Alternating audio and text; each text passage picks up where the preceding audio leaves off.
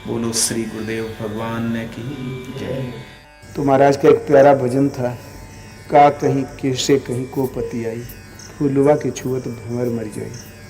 तो का कहीं कैसे कहीं को पति आई, फूलवा के छुअत भंवर मर जाई।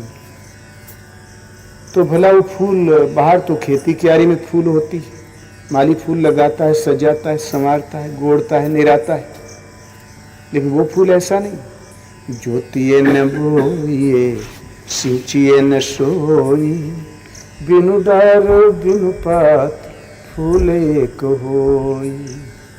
वो फूल कहाँ पर खिलता है?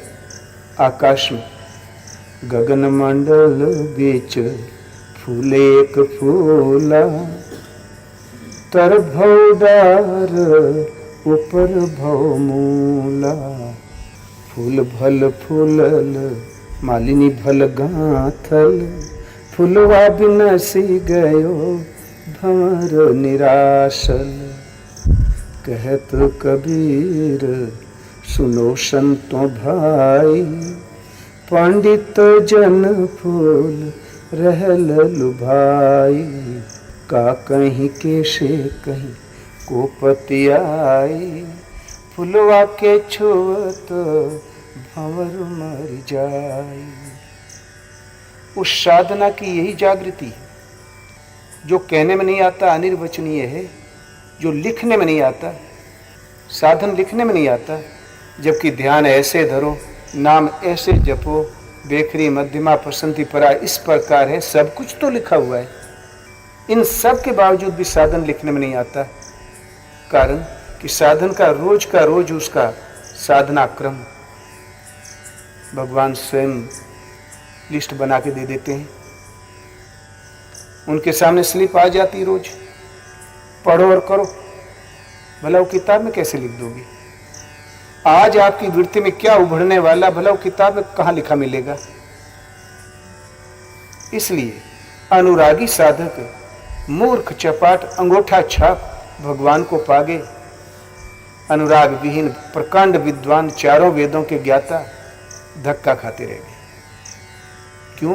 कि चार वेद कुछ नहीं होते। जब किताब में साधन लिखने में नहीं आए तो वेद में समय क्यों नष्ट कर रहे हो?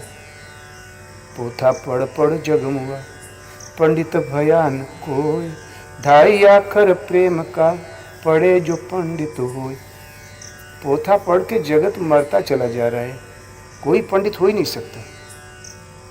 जबकि पांडित्य बात पर बात, श्लोक पर श्लोक, ये उन्माद हो सकता है, लेकिन पंडित नहीं। पंडित जो सत्य है उसका ज्ञान, प्रत्यक्ष अनुभूति का संचार मिले तब पंडित। तो ढाई अक्षर प्रेम का पढ़े जो पंडित होए। ढाई अक्षर तो है राम, ओम, शिव, पेट, पीठ, कान, नाक, सब ढाइये जा रहा है। कौन सा ढाई अक्षर? प्रेम का। प्रेम ये भी तो ढाई अक्षर है। कबीर साहब कहता प्रेम में जो ढाई अक्षर है, पढ़े जो पंडित होए। प्रेम आपसे क्या मांग करता है, प्रेमी को कैसा होना चाहिए, वैसी व्यवस्था बना लो अंतःकरण में, पंडित हो जाएगा, पा जाएगा। क्यों? उस प्रेम के द्वारा ही प्रभु रीझते हैं, और कोई तरीका नहीं। अब रही बात साधना की शुरुआत, तो का कहीं कैसे कहीं को पति आई, फुलवा के छुअत भंवर मर जाई। का कहीं वो कहने में नहीं आता, अनिर्वचनीय। कैसे कहीं वो अधिकारी के लिए है, सबके लिए नहीं। को पति आई केवल वाणी से कह देने मात्र से विश्वास नहीं किया जा सकता, जब तक कि देखने को न मिले। तो भला है क्या कि फुलवा के छुअत भंवर मर जाई। फूल, ईश्वर को संत कबीर ने एक फूल की संज्ञा दी है। उसका स्पर्श करते ही मन रूपी भ्रमर मिट जाता है, परमात्मा ही शेष बच रहता है, और भजने वाला मन का अस्तित्व समाप्त हो जाता है। कबीर मन मृतक भया, निर्बल भया शरीर, पाछे लागे हरि फिरे। कहत कबीर कबीर, मन मिटा माया मिटी, हंसा बेपरवाह, जाका कछु न चाहिए सोई साहंसा। मन मिटता है, मन निरोध नहीं होता, मन समाप्त होता है। दुख अरे हाँ, मन समाप्त होता है। जहाँ मन मिटा तो माया मिटी। मन ही के द्वारा माया का प्रसार है। तो माया जिसके द्वारा रेले होती वो यंत्र ही समाप्त हो गया। तो भला माया आए तो किस रास्ते से? तो हंस ये जीवात्मा निर्द्वंद निश्चिंत हो जाती, स्वरूपस्थ हो जाती, आगे कुछ पाने योग्य रह ही नहीं जाता। चाह भी करे तो किसकी करे? इसलिए जाका कछु न चाहिए सोई सहंसार। तो उस फूल परमात्मा का स्पर्श करने पर ही भ्रमर मन शांत मरता है, मिटता है, पहले नहीं। तो फूलवा के छुअत भंवर मर जाए। तो भला वो फूल है कैसा? तो ज्योतिए न बोइए सींचिए न सोई, बिनु डार बिनु पात फूल एक हुई। इस फूल में तो जोताई गुड़ाई होती है, बीज की व्यवस्था की जाती है, लेकिन वो ऐसा फूल नहीं। न जोतना है, न बोना है, न सींचना है, न वो डाल में है, न पात में है। और फूल दो चार नहीं, फूल एक हुई और एक फूल है। अर्थात इन पुष्पों से आपका कोई संबंध नहीं। तो भला वो फूल होता कहाँ पर है? किस वाटिका में होता है? तो गगन मंडल बिच फूल एक फूला, तर भव डार ऊपर भव मूला। आकाश कहते हैं पोल को, आकाश कहते हैं शून्य को। भजन का साध चिंतन का उत्थान इतना उन्नत और सूक्ष्म हो जाए कि मन शून्य में टिकने की क्षमता पा जाए, संकल्प विकल्प से रहित रिक्त स्थान में पहुंच के स्थिर हो चले, ये शून्य में टिकने की क्षमता पा जाए। अब वो चिदाकाश में प्रवेश पाया, ता फूल एक फूला। जब सांसारिक संकल्प विकल्प शांत हुए तो परमात्मा के चिंतन की डोरी लगी, ता फूल एक फूला, ता परमात्मा विकसित होता है, वो पकड़ में आता है, जागृत होता है। इसीलिए यहाँ धरातल में नहीं, वासनाओं में नहीं, कहीं नहीं, गगन मंडल में फूल एक फूला। केवल आकाश में फूल खिलता है, वो भी एक व्यापक, एक ब्रह्म अविनाशी परमात्मा एक है। भगवान एक से दो कभी हुआ ही नहीं। शिव भजे कि राम, ये झगड़ा अविवेकियों का है, अज्ञानियों का है। साधना जागृत नहीं है तब तक ये झगड़ा है, जागृति के पश्चात नहीं। फूल खिल ही गया और एक है और वो खिल गया, तो भला कोई अब क्यों झगड़ा करेगा? जिसको ढूंढना था वो तो साथी हो गया। तो जब साधना अभ्यास करो, नाम जपो, रूप देखो, सत्संग करो, अब संयम पूर्वक नियम का निर्वाह करो। जब आपकी साधना इतनी उन्नत हो गई कि संकल्प विकल्प से रही, तो शून्य में टिकने की मन में क्षमता आ गई, तुरंत परमात्मा प्रसारित हो जाएगा। आकाश में पहुंचने पर ही है और अभ्यासी के लिए संभव है, क्लियर तभी है। चित्त उनसे जुड़ा ही नहीं तो भगवान कहाँ खिल जाए। और तर भव डार ऊपर भव मूला, और उस फूल का, उस पुष्प की डाल नीचे का, तर भव डार, भव किसे कहते हैं मालूम? संसार को। नीचे का संसार, कीट पतंग पर्यंत संसार, शाखा पर शाखा है, डाल है, और ऊपर भव मूला, और ऊपर का भव देवलोक ब्रह्मलोक पर्यंत मूल है। संसार तो संसार, तीनों लोकों में कहीं भी कोई चक्कर काट रहा है संसार। अगजग जीव नाग नर देवा, नाथ सकल जग काल कलेवा। चराचर जगत के जीव, नाग नर और देवता, ये जगत है और काल का कलेवा है। पेट भर भोजन नहीं, सुबह का ब्रेकफास्ट, 2 डबल रोटी 1 कप चाय, इसके आगे कुछ है ही नहीं। सारा जगत केवल काल का कलेवा है और उसमें देवता भी कलेवा है। भगवान कृष्ण ने कहा, अर्जुन, देवलोक में भी ऐसा कोई नहीं है जो इन प्रकृति से उत्पन्न तीनों गुणों से बचा हो, इनके अंतर्गत जीने और मरने वाला है। पुनरपि जननम पुनर्मरणम वाला है। तो ऊपर का संसार देवलोक पर्यंत, ब्रह्मलोक पर्यंत मूल है, और नीचे का संसार शाखा पर शाखा है। तो गगन मंडल बीच फूल एक फूला, जब चिदाकाश में टिकने की क्षमता, स्थिरता आई मन में, तो परमात्मा विदित हुआ, जागृत हुआ, खिला, विकसित हुआ, और भ्रमर उसका स्पर्श पाने लगा, रस प्राप्त करने लगा, ब्रह्म पीयूष। और उस फूल की इतनी बड़ी विशेषता है कि उस परमात्मा से ही सृष्टि का संचार है।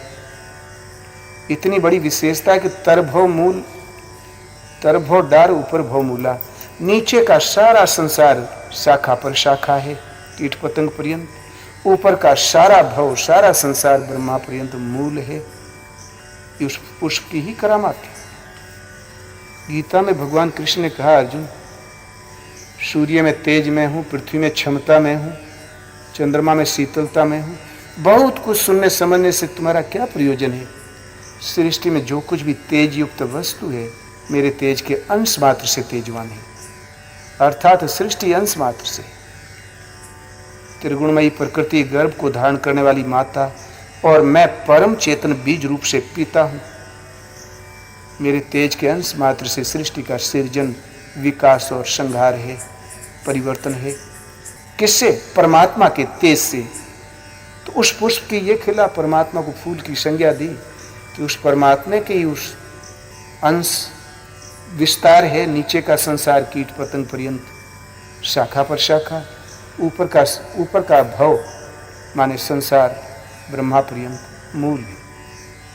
तो तर भव डार ऊपर भव मूला, का कहीं कैसे कहीं को पतियाई, फुलवा के छुअत भंवर मर जाई। का कहीं कहने में नहीं आता, वाणी का विषय नहीं, अनिर्वचनीय। कैसे कहीं, उस सब के लिए नहीं, अधिकारी के लिए है। को पतियाई, केवल वाणी से कहने से नहीं पतियाया जा, विश्वास नहीं किया जा सकता। वो अनुभव गम्य है। भला है क्या? फुलवा के छुअत भंवर मर जाए। उस पुष्प का, परमात्मा का, उस मूल का परमात्मा एक खुशबू है। उसका स्पर्श करते ही मन रूपी भ्रमर उसमें समाहित हो जाता है, विलय हो जाता है, मिट जाता है, और वो प्रभु का ही पर स्वरूप से बच रहता है। यही कारण है तुलसी ने कहा कि जानत तुम्हें ही हो जाए। भगवान तुम्हें जानकर तुम्हें ही हो जाता है। सेवक सदा के लिए खो जाता है, स्वामी ही शेष बच रहता है। प्राप्ति के बाद भी हम अलग और स्वामी अलग, तब बेचारा जीव का जीव विलय कहाँ हुआ? प्रभु करुणा करके अपनाते तो अपने में समाहित कर लेते। तो फुलवा के छुअत भंवर मर जाए। आगे कहते हैं, भला इस फूल प्राप्ति का उपाय क्या? तो फूल भल फूलल, मालिनी भल गाथल, फुलवा बिनसी गयो भंवर निराशल। फूल भल फूलल, फूल विलक्षण खिला। भल माने बहुत ही विलक्षण, बहुत ही दर्शनीय। और मालिनी भल गाथल, तो उन्मुखी जो मानसिक प्रवृत्ति है ये मालिन है, जो लगन है ये मालिन है। इसने भली प्रकार अपने में संजोया है, गूंथा है, समारा है। और भली प्रकार जहाँ ये मानसिक जो लगन है, आपकी लौ लगी, यही मालिन है। इष्टोन्मुखी मानसिक प्रवृत्ति यही मालिन है। इसने भली फूल भल फूलल, विलक्षण खिला, मालिनी भल गांथल। इष्टोन्मुखी जो प्रवृत्ति है, मन में लगन है, ये मालिन है। इसने भली प्रकार अपने में संजोया है, गूंथा है। और जहाँ भली प्रकार गूंथा, साधना का अंतिम छोर पर पहुंची, तो फूलवा विनशी गयो भंवर निराशल। फूल भी विनष्ट हो गया, परमात्मा भिन्न रह ही नहीं गया। वो जानत तुम्हें ही हो जाए, उसमें अपने में समाहित हो गया। अब अलग कोई सत्ता नहीं जिसकी हम शोध करें। तो भंवर निराशल, तब फिर ये मन रूपी भ्रमर, भजने वाला पथिक सदा सदा के लिए आश भी करे तो किसकी करे, वो आशा का स्थान नहीं रह गया, इसलिए निराशल। अब कोई आशा का स्थान नहीं, कुछ प्राप्त होने योग्य अप्राप्त नहीं। तो फुलवा बिनसी गयो भंवर निराशल तो कहत कबीर, सुनो संतो भाई पंडित जन फूल रहल लुभाई। अंत में संत कबीर कहता, सुनो संतो भाई, संत को अपना भाई का, भाई बराबर का हक रखता है। भाई दाहिना हाथ भुजा होती है। कबीर जानता कि चलकर जब ये भी हमारी लेवल में आएंगे वस्तु में, तो जो रूप मेरा वो इनका, जो प्राप्ति हमारी वो इनकी। इसलिए अपने बराबर का पद देते हुए कहा कि कहत कबीर, सुनो संतो भाई पंडित जन फूल रहल लुभाई। पंडित जो ज्ञाता है, विवेकी है, इस पथ पर चलने वाले पथिक हैं, वे ही इस फूल में लुभाए रहते हैं, रात दिन खोए रहते हैं। सब में यदि बगीचे का फूल होता तो माली लुभाया रहता, किसान का होता किसान लुभाता। लेकिन केवल पंडित जो इस पथ के ज्ञाता है, मर्मज्ञ हैं, जिन्होंने प्रभु की कुछ झलक पाई है, कुछ जानकारी अर्जित की है हृदय में, वही इस फूल में रहल लुभाई, वही इस पुष्प में भली प्रकार लुभाए रहते हैं और पा जाते हैं। इसलिए परमात्मा के भजन से पूर्व हमें पंडित होना आवश्यक है, और पंडित होने के लिए सत्संग आवश्यक है। सत्संग जब नियमित होता हो तो आप पाओगे 2-4 महीने में कि आपके पास कोई प्रश्न नहीं। और फिर मन शास्त्र सुचिंतित पुनि पुनि देखिए, भूप से सेवित वश नहीं लेखिए। भली प्रकार मनन किया हुआ शास्त्र भी बार बार देखना चाहिए। इसलिए सत्संग नितांत आवश्यक है। दिन भर प्रकृति के थपेड़ों में जूझते जूझते हमारी मस्तिष्क में कुछ और भर गया है। उस काली माँ की धुलाई के लिए सत्संग नितांत आवश्यक होता है। वो भले वो अल्प समय ही क्यों नहीं मिलता हो, कुछ न मिले तो घर में कैसेट लगाकर जरूर श्रवण कर लिया करें। एक ही बात है। बोलो श्री गुरुदेव भगवान की जय।